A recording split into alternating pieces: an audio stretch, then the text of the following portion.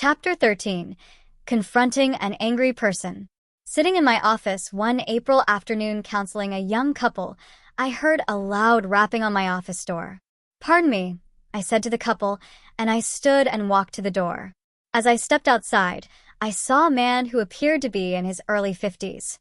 He wasted no time in stating his mission. "I'll tell you right now, the church will pay for my muffler. Those speed bumps are too high," he said, pointing to the church's parking lot adjacent to my office. "They pulled the muffler right off my car, and I wasn't going fast. They should never have installed those speed bumps. If they tore my muffler off, they'll tear somebody else's muffler off. The church is responsible, and they're going to pay for it." He said all of this without taking a breath and in his loudest staccato voice. His face was red. His eyes were glaring, and his nostrils were flared. I knew I was in the presence of an angry man. I closed the door to my office. Up until this time, my hand was still on the knob and the door still ajar. Perhaps subconsciously, I was planning my way of escape in case he got violent. I said to him softly, "Now tell me again exactly what happened to your car." Again, his angry words began to flow. "I was driving through the parking lot, and when I went over that speed bump, it pulled my muffler right off the car. I don't know when they put those speed bumps in. They are too high, and somebody is going to pay for my muffler.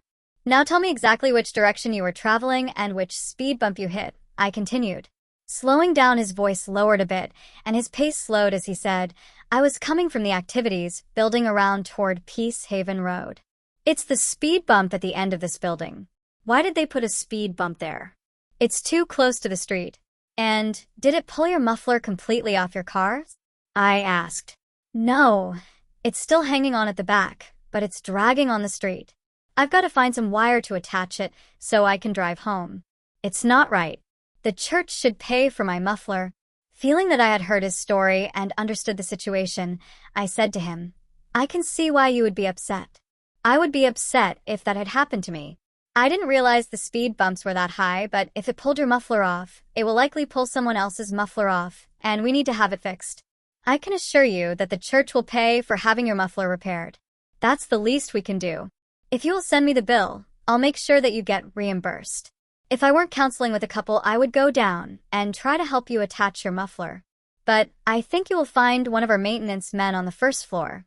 Perhaps he could help you find some wire. I really appreciate your sharing this with me, because if you hadn't taken the time to come up here, I would not know that there is a problem with the speed bump. And obviously, we need to have it fixed. I appreciate your taking the time and effort to come up and share that with me." Now, more calmly, he said, "Well, I just felt like you'd like to know it. Did you say that you're counseling a couples?" "Yes," I said. "Oh, I'm so sorry I interrupted you," he said. "And I'm sorry I beat on your door. I should not have been so upset." "I understand. It was a pretty loud rap," I said, smiling. "I know.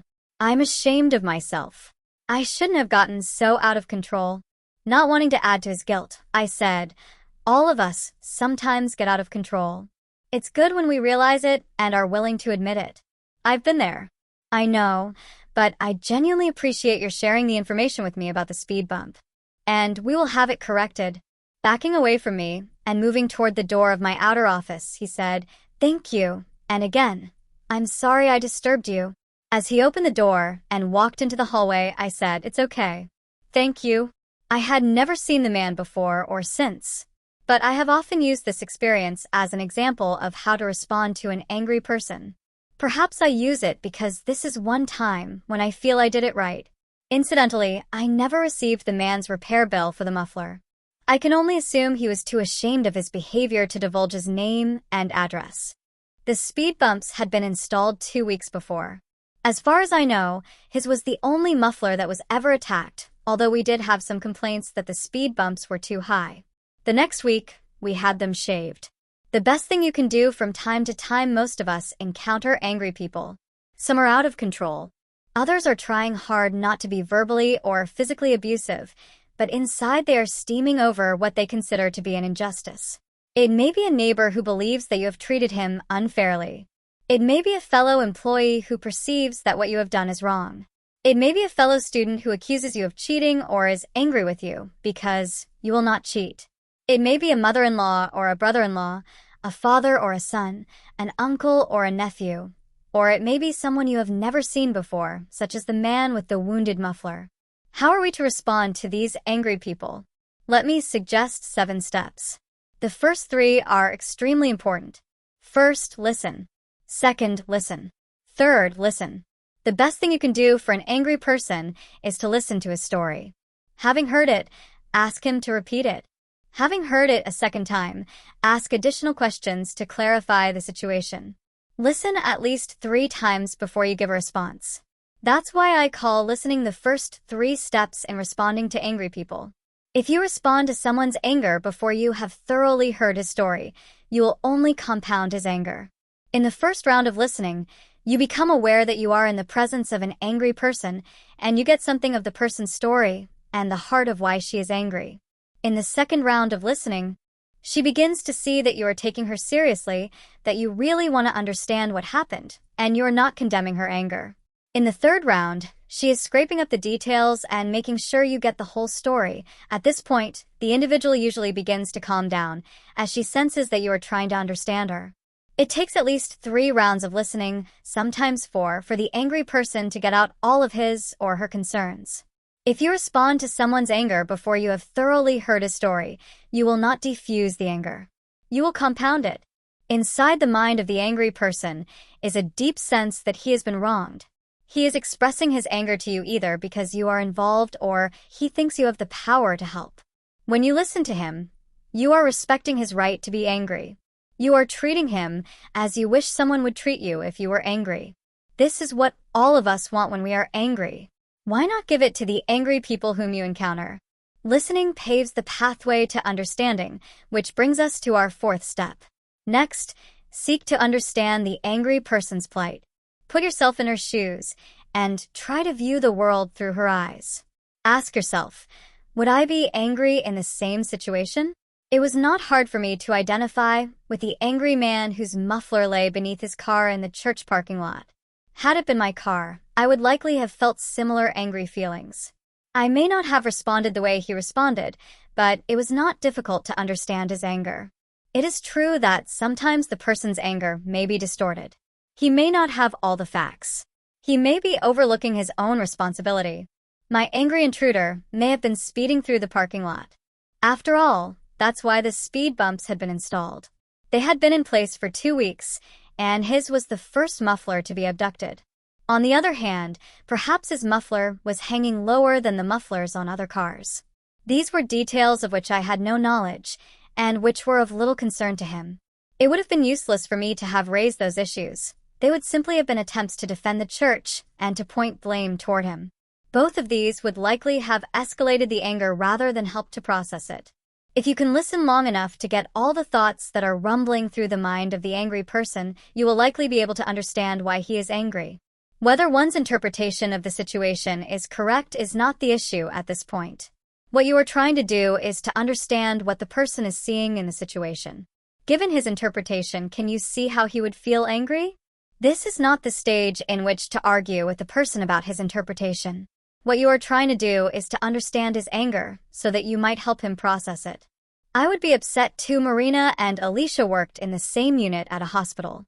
Marina heard by way of the grapevine that Alicia had told their supervisor that Marina would be happy to work on New Year's Day because she hated football games and would like to have a reason to get out of the house. Marina had been chewing on this tidbit of information for the last 2 hours. As she did her work, she was thinking, I really wouldn't mind working that day, but Alicia had no right to tell the supervisor that. She's simply looking out for her own interests and taking advantage of me. Her anger was beginning to fester. 2 hours later, when the holiday work schedule was posted and Marina saw her own name on January 1st, she exploded. Later, on break, she went up to Alicia and said, You had no right to tell the supervisor that I would be happy to work on a holiday. You had not asked me about that. Don't ever speak for me. Alicia, startled, had no idea what Marina was talking about but said, Marina, let's go sit down. Now tell me exactly what you're talking about. You told the supervisor that I would be happy to work on January 1st because I hate football games and I would like an opportunity to get out of the house. Well, That's partly true, but you had no right to set me up to work on a holiday. That's wrong, and you know that's wrong. And that's why I'm upset. The situation began to dawn on Alicia. Are you saying that you think that I told the supervisor that you wanted to work on New Year's Day, and that she should assign you that holiday rather than me? Marina nodded. Then I can see why you would be so angry, Alicia said. It makes sense. If I thought that you had done the same thing to me, I would be upset too. I don't blame you for being angry. I would probably be angrier than you are if I thought you had done that to me. But let me tell you what really happened. The supervisor came to me and asked if I would like to work on January 1.1, told her that I preferred not to, but I would be happy to if she couldn't get anyone else. I did say, you may want to check with Marina. I know she said she doesn't want to stay home on New Year's Day. She might be interested in working. I thought the supervisor would go to you and ask if you wanted to work. I was certainly not telling her to assign you to work without asking you. In fact, if you want, I can work on the 1st. It's probably my turn. Alicia, after listening, expressed understanding of Marina's anger by putting herself in her co-worker's shoes. This is the 5th step, expressing understanding of the other person's anger. Alicia told Marina that she, too, would be angry if the same thing happened to her. And by doing this, Alicia diffused the adversarial dynamic of the conversation. Once you understand the other person's plight, step 4, let them know you understand. You stand beside her in her anger. You acknowledge you not only understand her anger, but that you would be angry in a similar situation. Having expressed understanding of the other person's anger, you are now ready for step 6. Share additional information that may shed light on the subject. In the case of Alicia, this meant telling Marina exactly what happened in her conversation with the supervisor. It was the sharing of this information that allowed Marina the freedom to let her anger subside and to realize that Alicia had not wronged her. If anyone had wronged her, it was the supervisor by not checking with her before making the work assignment. But since Marina had actually wanted to work on the holiday, any anger she felt toward the supervisor was short-lived. Often the person we encounter has distorted anger. She does not have all of the facts, or she is misinterpreting the facts. We do the person a great service when we share our perception of what happened. But if this is shared too early in the process, we will not be heard, and we will find ourselves in a heated argument with the angry person. Share the facts only after you have listened and expressed understanding for the other person's anger. Setting the person straight immediately after she has unleashed her first statement of anger is a serious mistake. It will almost always spark conflict and seldom leads to a positive resolution. Friendships are often destroyed by such angry counterattacks. It is important to share the facts as you see them, but only after you have listened, understood, and expressed understanding for the other person's anger. Then your information will likely be received and processed in a positive way by the angry person. This leads to resolution of the issues and restoration of the friendship. The final step in responding to the angry person is confession and restitution. If you realize that the angry person's anger is definitive, that is, you have genuinely wronged her, intentionally or unintentionally, what you did or said was unfair and hurt her deeply, then it is time for your confession and efforts to make right the wrong you have committed. What would such a confession sound like? It would include accepting responsibility and asking for forgiveness.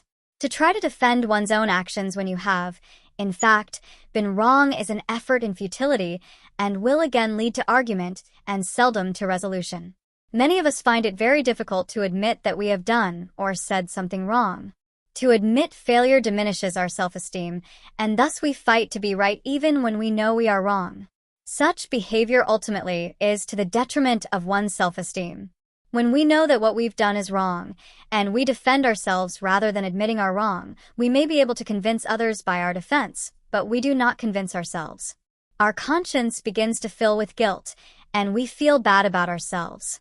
Defending our own wrongdoing is never a road to mental or relational health. On the other hand, confession and restitution almost always lead not only to emotional health but to strong, healthy relationships. I believe that these 7 steps are the most productive way to respond to an angry person. Let me urge you not to rush through steps 1, 2, and 3. Listening, and listening again is the foundation for gaining understanding so that in turn you can express understanding. In addition, recognize that steps 1 through 5 are crucial for creating an atmosphere where you can then share the facts as you see them and thus resolve the issue. Or, if wrongdoing has been committed, lead to confession and restitution that can bring resolution. The other person's anger subsides because you have helped him thoroughly process his anger. And in so doing, you have maintained a positive relationship with the other person. Wrong response 1. Trying to cap the anger, a word of caution against 2 common approaches in trying to respond to an angry person. They both are common and they both are negative. The first is trying to put a cap on the other person's anger. Parents are often guilty of this. If you can't talk to me without yelling, then shut up and go to your room. Such a statement made by a parent to a child stops the flow of the child's emotions and bottles them within the child. Take 2 swallows from a Pepsi, screw the cap back on the plastic bottle, and shake it vigorously, and you will have a visual picture of what is happening inside the child whose parent made this statement. The child is in his room. The door is closed. The cap is on his anger, but inside the carbonated feelings are surging. When the cap does come off, you will have a child in rage. If the cap never comes off, you'll have a child in depression or one who exhibits passive-aggressive behavior. That is, his anger will never be expressed directly, but indirectly. By his behavior, he will do things to get back at the parent. Look beyond the loudness of his voice, the glare of her eyes. To heart of the matter, what is the person angry about? Seeking to put a cap on another person's anger is perhaps the worst way to respond to an angry person. The only positive response to such action is that the parent gets momentary calm, but that is a high price to pay for such temporary and shallow peace. We may not like the way the angry person is speaking to us, but the fact that he is sharing his anger is positive. The anger cannot be processed positively if it is held inside. It needs to be expressed, even if it is expressed with a loud voice. In order to help the angry person, you must temporarily overlook the loudness of his voice, the glare of her eyes, and the intensity of the body language. You must look beyond all of this to the heart of the matter. What is the person angry about? What wrong does he perceive has been committed? It is dealing with this wrong that is the issue. Whether the wrong is definitive or distorted, it is real in the mind of the angry person. If we do not listen to the person's message, the anger will not be processed positively but will later show up in outrageous behavior, depression, or, tragically for some, suicide. Attempting to put a cap on another person's anger is an effort in futility. Wrong response 2. Mirroring the behavior. A second negative way to respond to the angry person is to mirror his behavior. She is yelling at you, so you yell at her. He is calling you bad names, so you call him worse names. Such a response to an angry person obviously worsens the conflict. One angry person who is out of control is enough. We don't need 2 angry people out of control. Thus, when you encounter an angry person, it is time to pray, "Oh, Father, please help me to be redemptive in this situation. Give me a listening ear. Let me get beyond the angry behavior so that I can understand why this person is angry and try to help him resolve it." Such a prayer is in keeping with the admonition of the Apostle James, who said, "Everyone should be quick to listen, slow to speak, and slow to become angry, for man's anger does not bring about the righteous life that God desires." James 1 verses 19 to 20. An angry person who is out of control does not need someone who will fight with him, but someone who will wade through the smoke to get to the root of the angry person's behavior. A fire will burn out faster if you don't throw gasoline on it. When the angry person is spewing out words and you engage in argument with him, it is like throwing gasoline on the fire. An angry person can burn all night if you continue to throw gasoline. But when you listen as the anger burns, eventually the fuel of his anger will burn out. When he senses that he has been genuinely heard, he will become open for your help. But until he has been heard, his anger will continue to burn. This principle also applies to our response to our children. We may be bigger and more powerful, but trying to dominate will not work. Paul admonished fathers, "Do not provoke your children to anger." Ephesians 6 verse 4, ESV. Responding angrily and harshly to a child who is trying to express her anger simply provokes more anger. And a key proverb advises, "A gentle answer turns away wrath, but a harsh word stirs up anger." Proverbs 15 verse 1. Whether the person is age 7 or 37, harsh words thrown in the face of an angry person will simply arouse more anger. In contrast, an open heart that listens sympathetically and gives a gentle answer will cause anger to subside. This is the Christian model to which we aspire. Angry people need someone who cares enough to listen long enough to understand the pain. They need someone who listens carefully enough to identify with a person's anger, wisely enough to express understanding, and courageously enough to respond with a gentle, truthful answer, an answer that seeks resolution of the issue that gave rise to the anger. That is our goal, to help the angry person discover a healthy response and a constructive solution. Quick take responding to an angry person. 1. Listen to the person.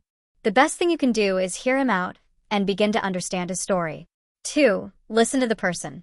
Having heard his story, ask the angry person to repeat it. This shows that you really want to understand what happened and that you are not condemning his anger. 3. Listen to the person. Ask additional questions to clarify the situation. It can take 3 or 4 rounds of listening for the angry person to get out all of his or her concerns. 4. Try to understand his plight. Ask yourself if you would be angry in the same situation. 5. Express your understanding of the situation. Speak with compassion. Affirm the person's feelings of anger. 6. Share any additional information that may shed light on the subject. At this point, you may help the person realize that you have not wronged him.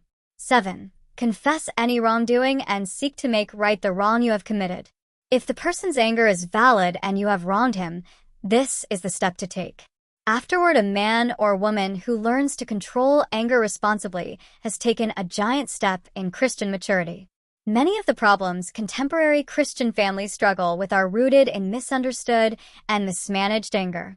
Few tasks in the area of marriage and family life are more important than correcting this widespread anger mismanagement. Controlling anger will also benefit relationships with our neighbors and coworkers. My sincere hope is that this book will serve as a catalyst in the Christian community to stimulate discussion, prayer, and eventually a clearer understanding of how to respond to the experience of anger. My desire is that you will not only read this book, but that through the discussion guide with its reflections and applications, you will seek to apply its principles to your own life. If you're married, I hope you will become a positive model for your spouse and children in how to respond to anger. Let me suggest 3 ways you can apply this message in your life and the lives of others. 1. Share this book and its principles with your friends. 2. Suggest the book and the accompanying discussion guide as a study topic for your small group or adult class. Few topics are more pertinent to marriage and family and all other human relationships than the topic of anger. 3. Look for ways to help your non-Christian friends. Classes or conversations focused on proper anger management may be a bridge to a world that has lost its way and is increasingly driven by uncontrolled anger. If Christians can learn to handle their own anger positively, perhaps God will give us the opportunity to share with our non-Christian friends. If we are not successful in dealing with our own anger, we may find ourselves losing our cool with our neighbors and thus confirming their suspicion that our Christianity is only skin deep. In reality, our anger is at the very heart of who we are. Tell me what you are angry about, and I will tell you what is important to you. For the mature Christian, anger will focus on true injustice, unfairness, inequity, and ungodliness, not on petty personal irritations. Such anger will motivate positive efforts to establish justice, fairness, equity, and godliness. Such anger will be tempered with mercy and humility, as the Christian also realizes that he or she is also capable of falling. To use the words of the ancient Hebrew prophet, he has showed you, O man, what is good, and what does the Lord require of you? To act justly and to love mercy and to walk humbly with your God. Micah 6 verse 8. Such a lofty lifestyle, practicing justice, mercy, and humility in our daily actions, requires first that we reconcile with God through Christ. That gives us the motivation to aspire. Second, it requires the daily empowering work of the Holy Spirit, which enables us to succeed. Of all people, the Christian has the greatest potential for understanding and processing anger to the glory of God. That is the message and goal of this book. This is the end of the Book of Anger, Taming a Powerful Emotion by Gary Chapman. Read by Katie Cola for Coca-Cola. Thanks for listening.